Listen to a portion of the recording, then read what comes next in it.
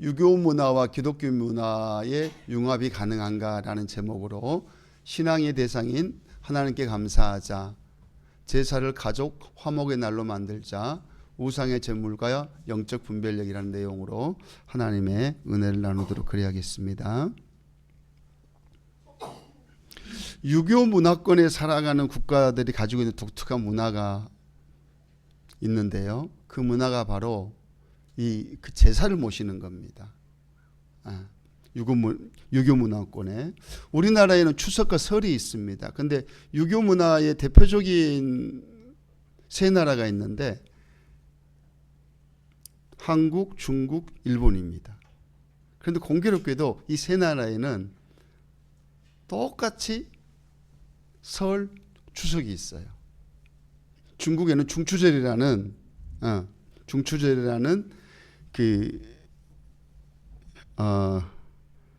뭡니까?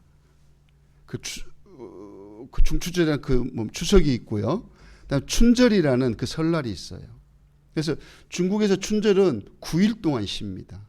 그리고 그날은 만두를 먹어요. 만두를 먹습니다. 그런데 일본에서는 오쇼가츠라는 설날이 있고요. 오봉이라는 추석 명절이 있습니다. 그리고 그들이 먹는 고유 어떤 그 음식이 있는데 그건 하도 발음이 이상해가지고 제가 그냥 안 적어봤어요. 그다음에 이제 동남아 국가 중에 동남아 국가라면은 인도차이나 반도에 있는 총 5국가잖아요. 캄보디아, 라오스, 베트남, 태국, 인도네시아. 인도차이나 반도에 있는 그 국가도 있는데 그 동남아시아 중에 가장 그 유교 문화를 깊숙이 침투해 있는 그 나라가 바로 베트남입니다.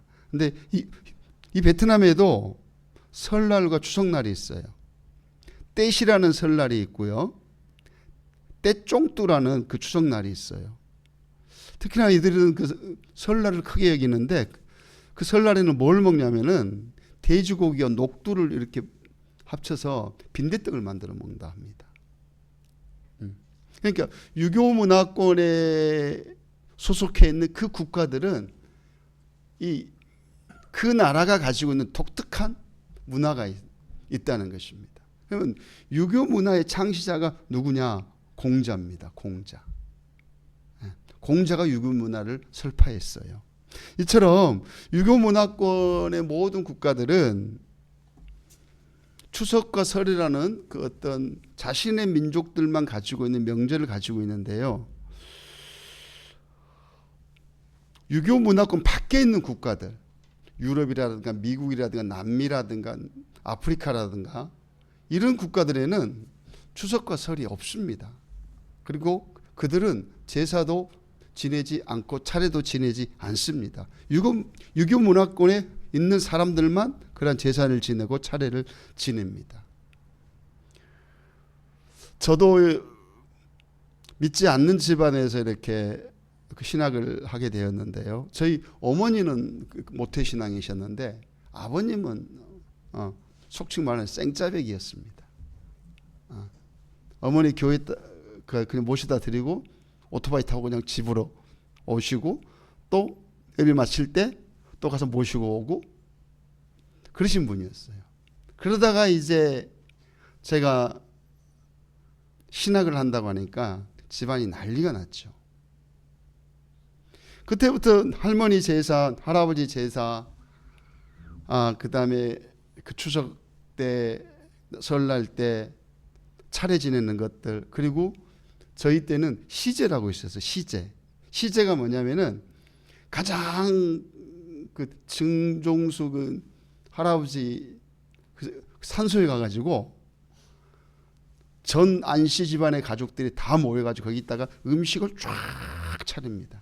그리고 항렬순으로 가가지고 절을 해요. 근데 저는 요만한 7살 먹은 요만한 애가 학력이 굉장히 높아가지고 갓 쓰는 할아버지 그보다 제가 더 먼저 절을 하고 막 그랬었습니다. 그래서 이제 신학을 해야 되니까 그걸 이제 그만둬야 되잖아요. 아버님한테 그 말씀 들어가지고 제가 죽는 줄 알았습니다. 그런데 어머니가 그 역할을 다 하셨어요. 죽은 조상이 중요하냐 자식이 중요하냐 이래가지고 아버님도 결국에는 남전도에 회장하시다가 천국을 참 가셨습니다. 엄청난 갈등이 있었어요. 그러니까 예수를 믿는 그 사람과 예수를 믿지 않는 사람이 한 가족 안에 있을 때 거기에서 오는 갈등은 이루 말할 수가 없습니다. 뭐 때문에? 재산 문제 때문에. 이 재산 문제가 예수를 믿는 백성들과 믿지 않는 백성들의 마음의 갈등을 이루 말할 수 없이 일으키는데요. 믿지 않는 가정에서 신앙생활하는 성도들은 부모님의 기일날, 그다음에 차례를 지내야 될 설날, 명절날은 마음이 참 무겁습니다. 저 역시도 고등학교 때부터 예수를 믿기 시작했는데 대학 시절 집에 갈 때마다 그게 늘 마음의 짐이었어요. 왜냐? 아버님은 제사를 지내면서 절을 해라고 하는데 교회에서는 그거를 또 하지 말라 하거든요. 그래서 거기에서 엄청난 갈등을 겪다가 내가 신학을 한다고 선포하기 전까지는 저도 절을 할 수밖에 없었습니다. 뭐 때문에? 아버님의 그 억압 때문에. 그런데 이제 어머니가 그 역할을 잘 해주셔가지고 이제 저만 절을 하지 않고 온 가족의 제사를 지내는 그러한 풍경이 그참 벌어졌었습니다. 온 가족이 예수님을 믿는 가정은 하나님 앞에 감사 예배를 드리면 됩니다. 그게 큰 축복입니다. 그러나 신앙이 맞지 않을 때 생기는 그 갈등을 우리가 어떻게 해석을 어떻게 그거를 잘 풀어가야 될 것인가. 이게 우리의 숙제입니다. 믿지 않는 사람들은 조상을 섬기지 않는 데 가지고 저희 시골에서는 어떤 단어를 썼냐면요. 호로자식이라는 단어를 썼어요. 부모도 모르는 쌍놈이란 뜻입니다. 그런데 우리가 성경을 깊이 보면요. 하나님은 부모 공경에 대해서 엄하게 가르치고 말씀하고 있습니다. 유교 문화권보다 더 강력하게 네 부모를 공경하라고 말씀하고 있다는 것입니다. 에베소서 6장 2절에서 3절입니다. 자, 우리 같이 읽습니다. 시작. 내 아버지와 어머니를 공경하라. 이것은 약속이 있는 첫 계명이니 이로써 내가 잘되고 땅에서 장수하리라. 유교 문화권에서는 제사와 차례를 통해서 조상을 섬긴다고 이렇게 이야기합니다. 그러나 하나님은 죽어있는 그 조상이 너희들에게 복을 주는 게 아니라 네 아버지와 어머니를 공경하라. 이것이 약속 있는 첫 계명이니 네가 잘되고 땅에서 장수하리라고 말씀합니다. 네 부모를 공경할 때에 하나님께서 우리에게 주시는 두 가지 복이 있어요. 그 복이 뭐냐? 네가 하는 모든 일이 잘 될 것이다. 그리고 너는 땅에서 오래 살 것이라는 것입니다.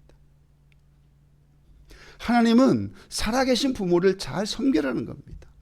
그것이 네에게 복이라는 것입니다. 우리 성경 다른 건데 또 한번 보겠습니다. 디모데전서 5장 8절입니다. 자, 우리 같이 읽습니다. 시작. 누구든지 자기 친족 특히 자기 가족을 돌보지 아니하면 믿음을 배반한 자요 불신자보다 더 악한 자니라. 자기 친족, 특히 자기 가족을 돌보지 않는 사람들. 여러분, 가족에게는 함부로 대하면서 남에게 잘하는 사람들이 있습니다. 그래서 이렇게 남들과 모임 나가면 남편이 너무 좋아하면 살아봐. 가족이 소중하다는 겁니다. 남들에게는 쌍욕을 먹더라도 내 가족에게 칭찬 들은 사람이 승리자예요, 여러분. 가족을 소중히 여기지 않고 남들에게 좋은 말 듣는다? 그것은 이중적인 사람일 수도 있습니다. 왜냐? 남들에게는 내 자신을 포장하거든요. 좋은 사람으로 비춰지기 위해서 내 자신을 포장하거든요. 여러분은 모두가 다 내 가족을 소중히 여기는 그러한 성도가 되기를 주의 이름으로 간절히 축복합니다. 우리가 한 가지 직시해야 될 그 사실은 뭐냐면은 죽은 조상에게 음식을 차려놓고 절을 하면서 복을 비는 국가는 유교 문화권에 있는 그 국가밖에 없어요. 한국, 중국, 일본, 베트남입니다. 이 동아시아권의 유교 문화권에 있는 사람들은 철저히 조상에게 복을 빌어요. 그것이 발전해 가지고 불상에게 가서 절을 하면서 또 복을 빕니다. 그것이 또 발전해서 자기 스스로 신을 만들어서 그곳에게 또 복을 빕니다. 그런데 공교롭게도 유교 문화권의 간습의 뿌리를 깊이 내린 이 국가들은 하나님을 섬기고 하나님께 뿌리를 깊이 내렸던 유럽과 미국에게 다 지배를 당했어요. 모든 동남아 국가는 다 지배당했습니다. 유교 문화권에 있는 모든 사람들은 다 지배당했어요. 중국도 지배당했고 우리나라도 지배당했죠. 동남아에 있는 모든 국가들, 한 국가만 딱 지배받지 않았어요. 그 국가가 바로 태국입니다. 나머지 국가들은 다 프랑스에 지배받고 영국에 지배받고 이탈리아에 지배받고 다 지배받았습니다. 오랜 시간 그들은 경제적인 빈곤의 삶을 살고 있습니다. 왜 우리나라 사람들이 많은 사람들이 베트남이나 동남아로 여행 갑니까? 그만큼 우리나라 화폐 가치가 좋기 때문에 그렇습니다. 우리나라 100만 원을 가지면 그 나라에서 중상층으로 살 수가 있습니다. 그들은 어떤 형상을 놓고 자기 조상들을 잘 섬기고 누군가에게 이렇게 복을 많이 빌지만 그들은 끊임없이 빈곤과 결핍과 가난 속에 지금도 살아가고 있다는 사실입니다. 지금도 동남아의 많은 국가들은 질병과 결핍과 빈곤과 싸우면서 그럼에도 불구하고 조상을 잘 모셔야 된다는, 그래야만이 우리가 복을 받을 수 있다는 기복신앙에 빠져 있다는 사실입니다. 한 10여 년이 아니라 한 20여 년 된 것 같아요. 제가 교회 개척하기 전인지 개척 후인지는 모르겠는데 공자가 죽어야 나라가 산다라는 책이 있었습니다. 그 책에서는 뭐를 말하냐면요, 허례허식을 다 제거해라는 것입니다. 우리의 삶 속에 있는 허례허식의 그 문화를 철저히 배격하지 않고는 국가의 미래가 없다고 주장하고 있습니다. 기독교는 단순히 제사를 폐지하자, 차례를 지내지 말자, 이걸 주장하는 것이 아닙니다. 제사 속에 담겨져 있는 소중한 종신을 복음 안에서 완성해 가자는 것입니다. 제사 속에 담겨져 있는 아주 귀하고 소중한 유교 문화의 그 어떤 가치관이 있습니다. 그 어떤 가치관을 복음으로 승화시켜서 복음에서 잘 풀어낼 때에 진정한 축복의 사람이 될 수가 있습니다. 유교적인 전통적인 그 문화와 기독교적인 그 문화가 잘 융합되어질 때에 민족의 고유성도 살아나고 기독교 문화도 꽃피어질 겁니다. 오늘 저희들은 성경을 통해서 그것을 하나하나 한번 짚어보고자 합니다. 첫째로, 신앙의 대상은 조상이 아니라 하나님이십니다. 우리에게 복을 주신 분은 하나님이라는 사실입니다. 조상이 우리에게 복을 준다는 것, 그럼 모든 사람들이 다 잘 살아야죠. 왜요?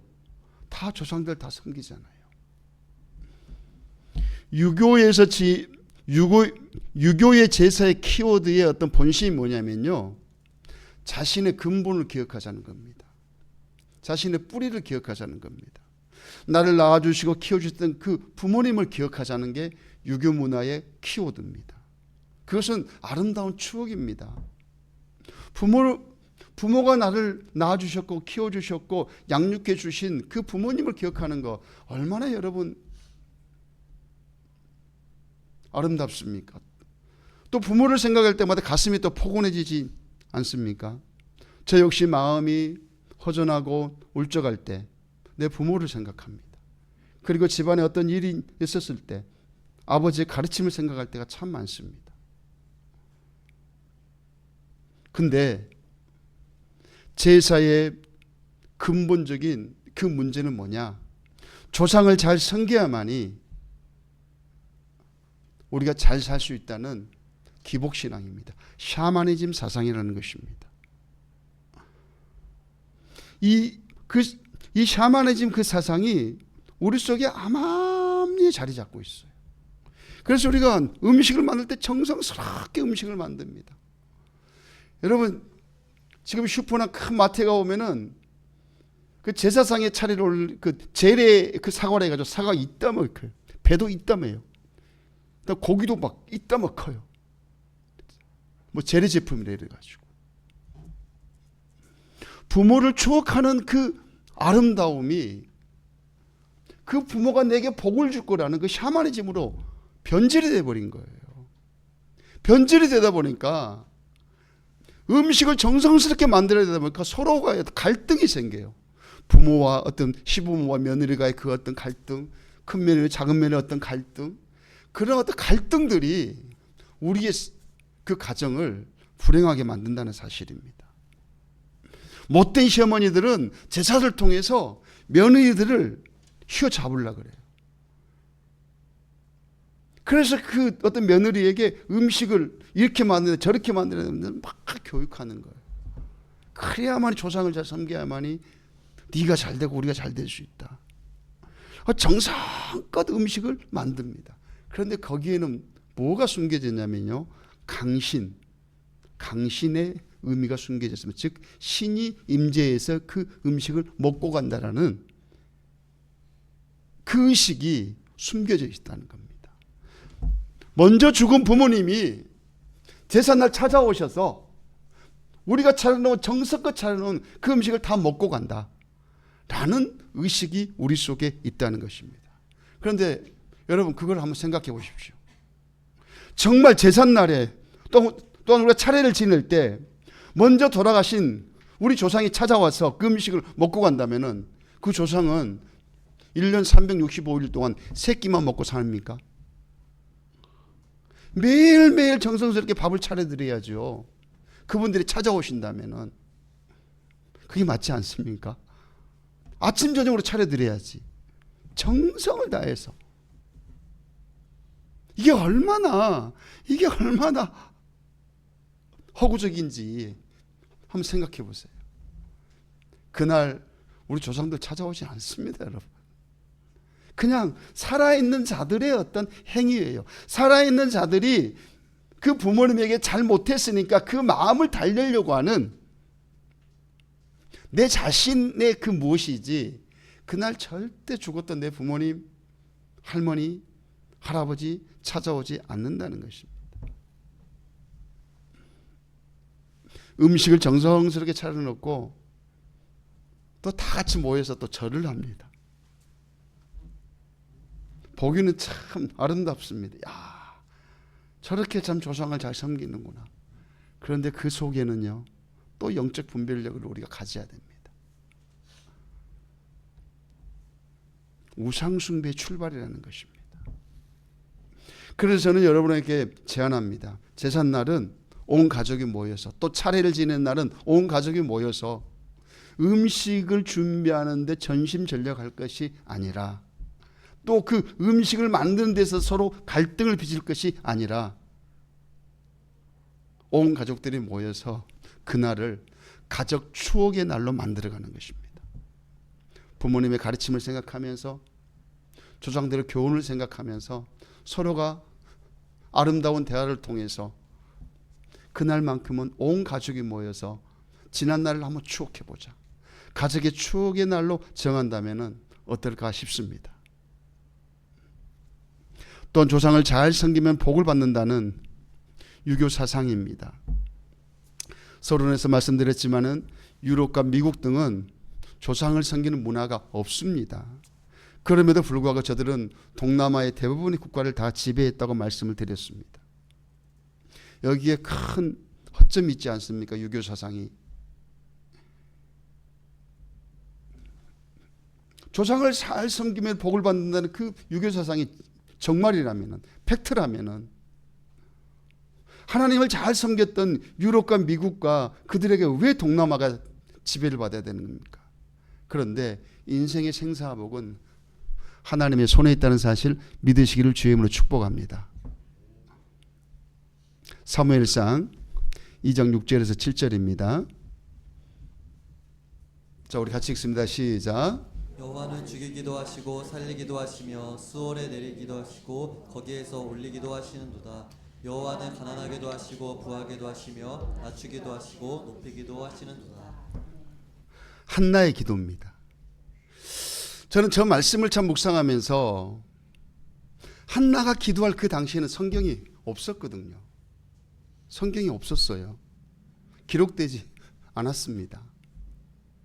그런데 한나가 저 고백을 한다는 게 한나 참 하나님에 대해서 깨뚫고 있었구나. 한나의 믿음이 호통이 아니었구나. 저와 여러분은 성경을 통해서 배웠기 때문에 하나님이 저런 분이라는 걸 알고 있습니다. 그런데 한나는 성경 자체를 접하지를 않았어요. 성경이 없었으니까. 그런데 그는 하나님은 인생의 모든 것들을 다 주관하신 분이라면서 그분을 칭송하고 있습니다. 죽이기도 하시고 살리기도 하시고, 수월이라는 것은 지옥입니다. 그러니까 그 어떤 그 삶의 아픔이겠죠. 수월에 내리기도 하시고 거기에서 올리기도 한다는 겁니다. 가난하기도 하시고 부하기도 하시고 낮추기도 하시고 높이기도 하시고. 그러니까 우리의 한 사람의 인생의 모든 생사복은 누구 손에 있다? 하나님 손에 있다고 한나가 고백합니다. 한나의 고백이 여러분의 고백이 되기를 축복합니다. 한나가 저렇게 고백하고 있는 거예요. 저는 저 말씀을 참 묵상하면서 한나를 재평가했습니다. 대단한 여인이다. 대단한 여인이었다.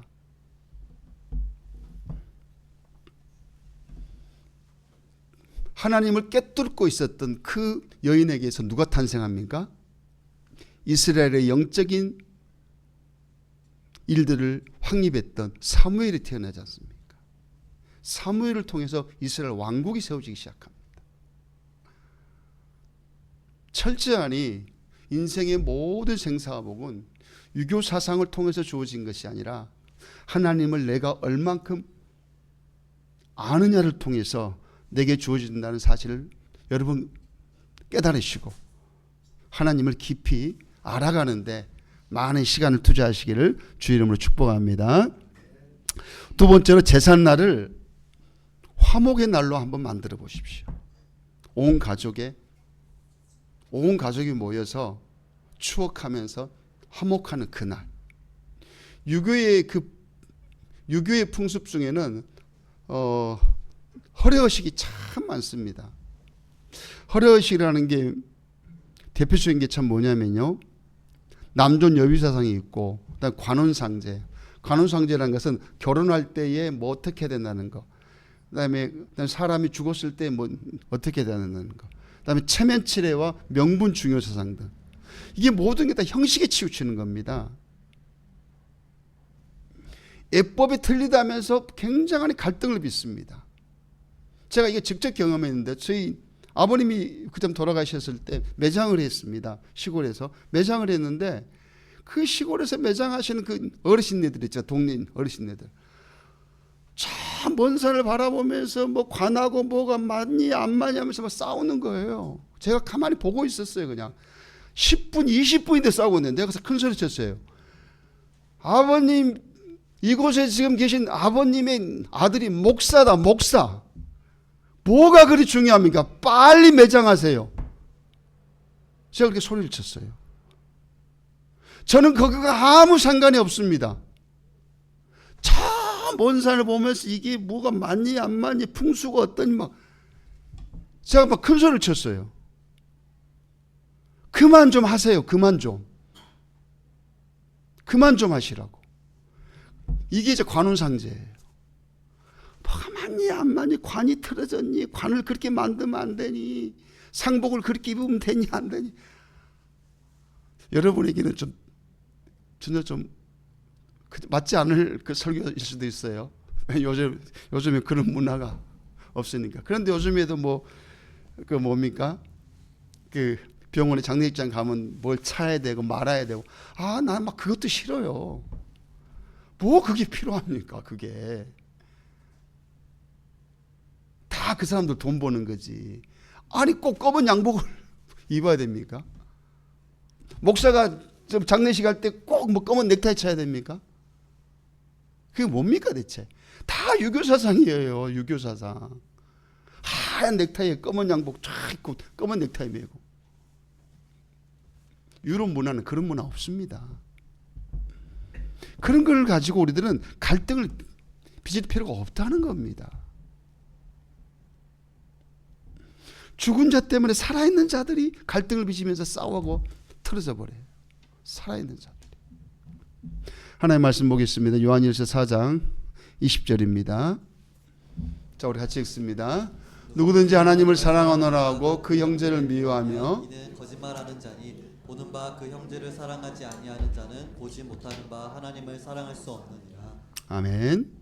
성경은 가족 공동체를 굉장히 소중하다고 말씀합니다.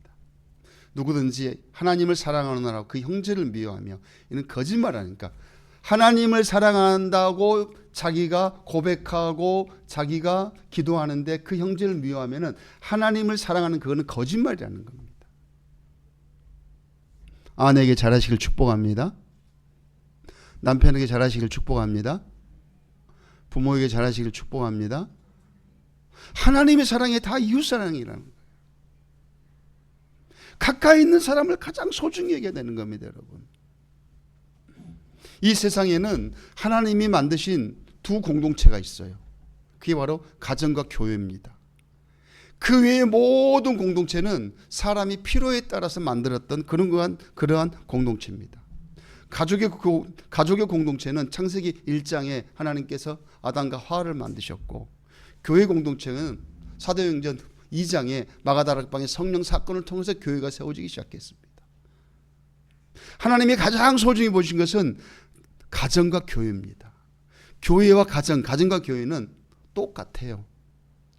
하나입니다. 그래서 저는 여러분에게 절대 헌금을 강요하지를 않지 않습니까? 건축한다고 건축헌금 내라, 뭐 한다고 뭐 내라. 저는 성경에서 그걸 찾아보지를 참 못했습니다. 왜냐? 가정 경제가 무너지면서 교회만 성장하고 교회만 아름답게 짓습니다. 그것 맞지 않습니다, 여러분. 가정과 교회는 같이 가야 되는 거예요. 가정이 행복해야만 교회가 행복하고, 교회가 행복해야 가정이 행복하고, 이걸 반드시 같이 갑니다. 반드시 같이 가요. 이재록이나 신천지는 뭡니까? 가족을 다 망가뜨리지 않습니까? 그래서 이단인 겁니다, 여러분. 믿음의 사람은 가족을 소중히 여기는, 또한 교회를 소중히 여기는 그러한 사람이 믿음의 사람입니다. 그러므로 가족 구성원에게 함부로 대하면 그거 엄청난 죄입니다. 만약에 먼저 돌아가신 조상들이 우리가 제사, 그것도 차례 지낼 그 무엇 때문에 싸우고 복구가 한다면 그 조상이 좋아하겠어요? 진짜 그 조상이 계시다면? 아니잖아요. 화목하게 지내는 걸 좋아할 겁니다. 그러므로 제삿날을 화목하는 날, 가족을 기억하는 추억의 날로 여러분이 만들어 가시기를 주의 이름으로 권면합니다. 가와만사성이라는 사자성어가 있습니다. 이 또한 유교 문화의 잔뿌리인데요. 이 잔뿌리는 기독교에서부터 출발했어요. 기독교는 철저히 가와만사성입니다. 성경은 이미도 부모를 잘 모실 때 복을 받는다고 제가 아까 말씀드렸지 않습니까? 그런데 이건 신약뿐만 아니라 구약 성경에도 또 그렇게 말씀합니다. 신명기 한번 볼까요? 신명기. 자, 우리 같이 읽습니다. 시작. 너는 내 하나님 여호와께서 명령한 대로 내 부모를 공경하라. 그리하면 내 하나님 여호와가 내게 준 땅에서 내 생명이 길고 복을 누리리라. 명령하고 있습니다. 누가요? 하나님이. 그 내용이 뭡니까? 네 부모를 공경하는 거예요. 이거는 명령이에요. 이거는 우리가 선택하는 선택사항이 아니에요. 그러면 두 가지 복이 있죠. 내가 준 땅에서 네 생명이 길고 복을 받으리라. 장수하고 복을 받을 것이라는 겁니다.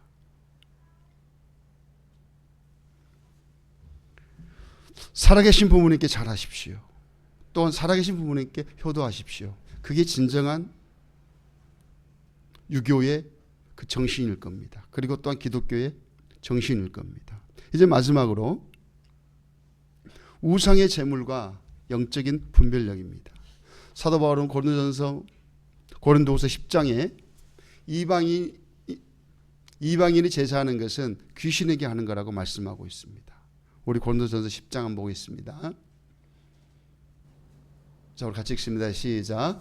무릇 이방인이 제사하는 것은 귀신에게 하는 것이요 하나님께 제사하는 것이 아니니 나는 너희가 귀신과 교제하는 자가 되기를 원하지 아니하노라. 너희가 주의 잔과 귀신의 잔을 겸하여 마시지 못하고 주의 식탁과 귀신의 식탁에 겸하여 참여하지 못하리라. 제사하는 것이 귀신에게 하는 거랍니다. 귀신. 여러분의 조상에게 하는 게 아니라는 거예요. 정확하게 성경이 딱 결론 내려주지 않습니까? 제사는 누구에게 하는 거다? 귀신에게 하는 거라고 말씀하고 있습니다.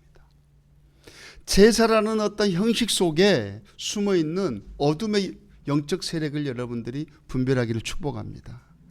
그걸 분별해야 돼요. 그냥 조상을 섬기는 게 아니라 제사는 귀신에게 하는 거라고 정확하게 말씀하고 있어요.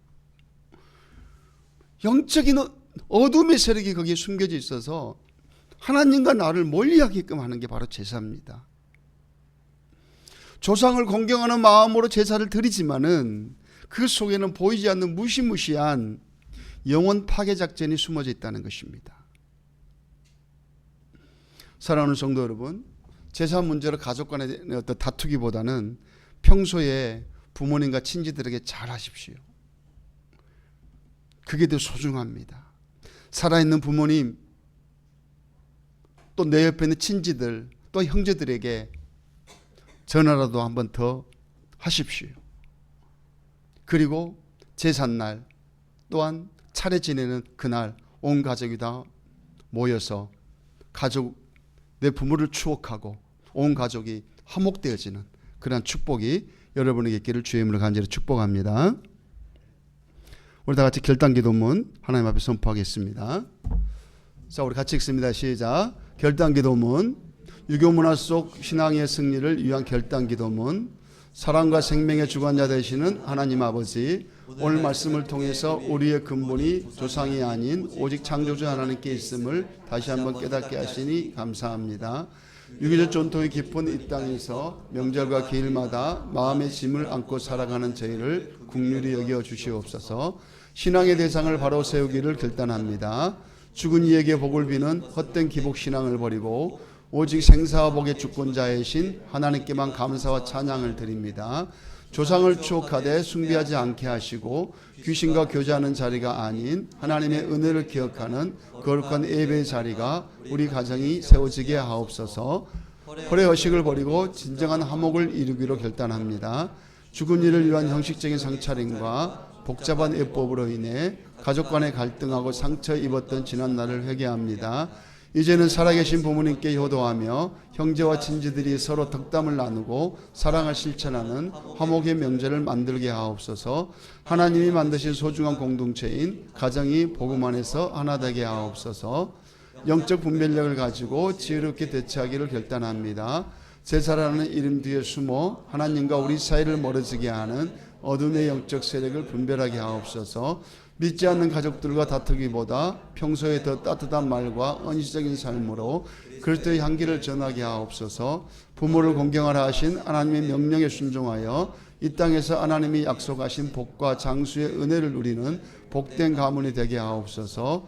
우리의 진정한 뿌리 되시는 예수 그리스도의 이름으로 기도드립니다. 아멘.